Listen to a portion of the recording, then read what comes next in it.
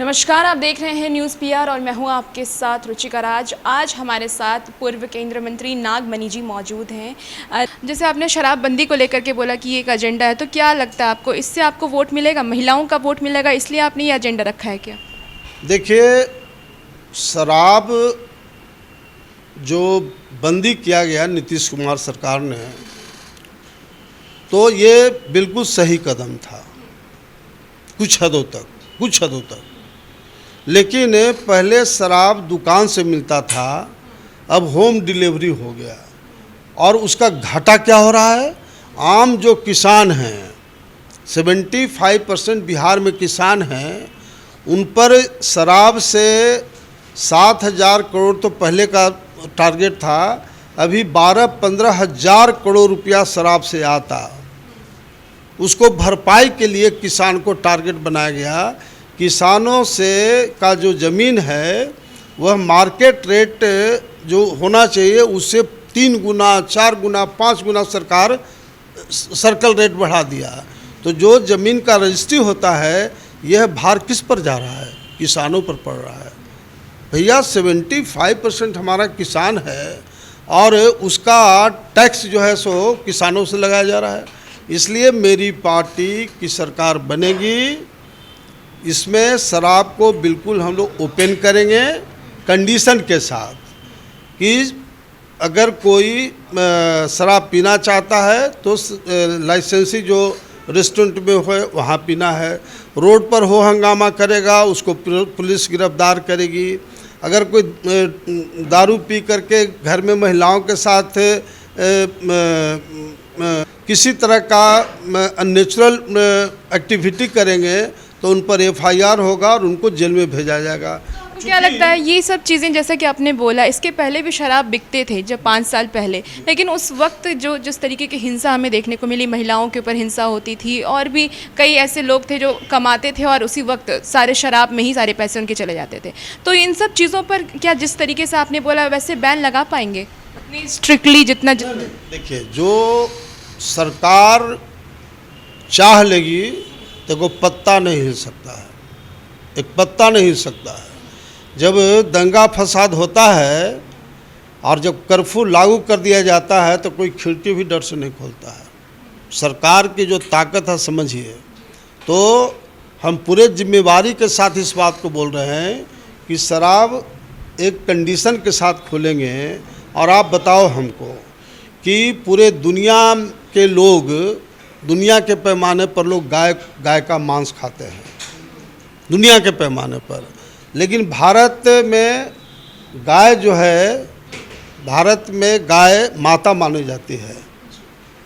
तो हम गाय का मांस नहीं खाएंगे, लेकिन प्रतिबंध भी लगाने का कोई औचित्य नहीं होना चाहिए। सबसे ज़्यादा एक्सपोर्ट भारत से होता है गाय और भैंस का मांस, और करने वाले सब बीजेपी के बड़े बड़े नेता हैं। जांच करा ले CBI से। तो मेरा मतलब है कि दुनिया के पैमाने पर शराब चलता है और अमेरिका और डेवलप्ड जो कंट्री है वहाँ पुरुष, मर्द, लड़का, लड़की सब लोग शराब पीता है। लेकिन वहाँ एक कानून बनाया हुआ है महिलाओं के सुरक्षा के लिए कि महिलाओं को कोई गलत निगाह से अगर देखता है तो देन एट देयर अगर वो थाना में केस करेगी तो उनको गिरफ्तारी होना जरूरी है। वो भी कानून हम लोग बनाएंगे। देखने का अलग नज़रिया होता है। अगर कोई लड़की, महिला अगर कंप्लेंट करती है कि अगला आदमी मुझे गलत निगाह से देख रहा है तो उस पर FIR होगा। तो डर से किसी मर्द को या लड़के को हिम्मत नहीं है जो महिलाओं के साथ बुरी निगाह से देखे। तो इस तरह का हम लोग ये लकीर का फ़कीर हम नहीं बना चाहते। इसीलिए मैंने कहा कि हमारी पार्टी नए सोच और नए मुद्दे के साथ पार्टी हम लोग बनाए हैं। अब नए सोच में 2-3 पॉइंट्स है। ये 2-4 एग्जाम्पल मैं देना चाहता हूँ कि शिक्षा है। सरकारी स्कूल में पढ़ने वाले जो बच्चे हैं, बच्चियाँ, वह चपरासी से ज़्यादा नहीं बन सकता। क्यों? मिड डे मील में खिचड़ी दिन भर मास्टर और टीचर उसी में लगे रहते हैं। तो हमारे पार्टी का सोच के नहीं, ये मिड डे मील गरीबों के लिए बहुत इम्पोर्टेंट है। इसलिए इसमें हम लोग कॉन्ट्रैक्टर को ये काम देंगे, खाना बनाने वाले का खाना बनाएगा और बच्चे और टीचर को खिलाएंगे। साथ ही साथ सरकारी जो स्कूल है एट एनी कॉस्ट, चाहे चीफ मिनिस्टर हो, मंत्री हो, एमएलए एमपी हो, डीएम एसपी हो, जो सरकारी पदाधिकारी कर्मचारी हैं उनके बच्चों को एट एनी कॉस्ट सरकारी स्कूल में पढ़ाना पड़ेगा। जब चीफ मिनिस्टर का बेटा, एमएलए एमपी मंत्री का बेटा, डीएम एसपी का बेटा बेटी जब सरकारी स्कूल में पढ़ेगा, रातों रात शिक्षा में गुणवत्ता आएगी। ये हमारे पार्टी का सोच है। आज तक हिंदुस्तान में किसी पार्टी और किसी नेता का ही सोच नहीं है। दूसरा, मैं बड़ा इम्पोर्टेंट बात कहना चाहता हूँ कि अपने पार्टी में प्रोविज़न किया है कि अंग्रेज का जब पुलिस था तो गुलामों पर अत्याचार, जुल्म, शोषण करने के लिए ये पुलिस बनाया गया था।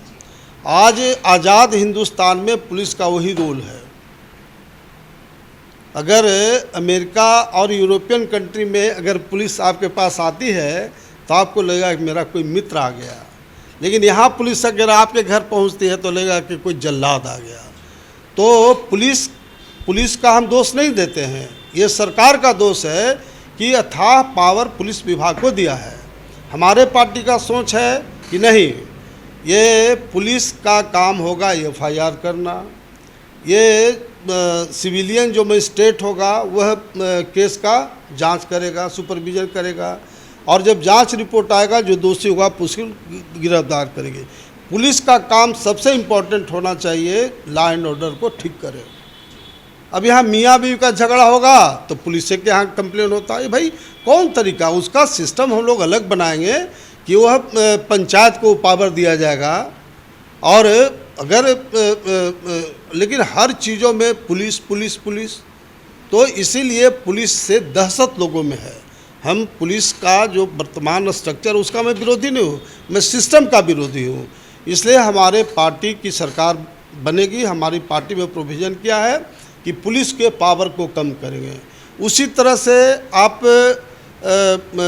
न्यायालय की बात लीजिए, जो मर्डर होता है और ज़मीन जायदाद का केस होता है, 15 साल, 20 साल, 25 साल तक केस चलते रहता है।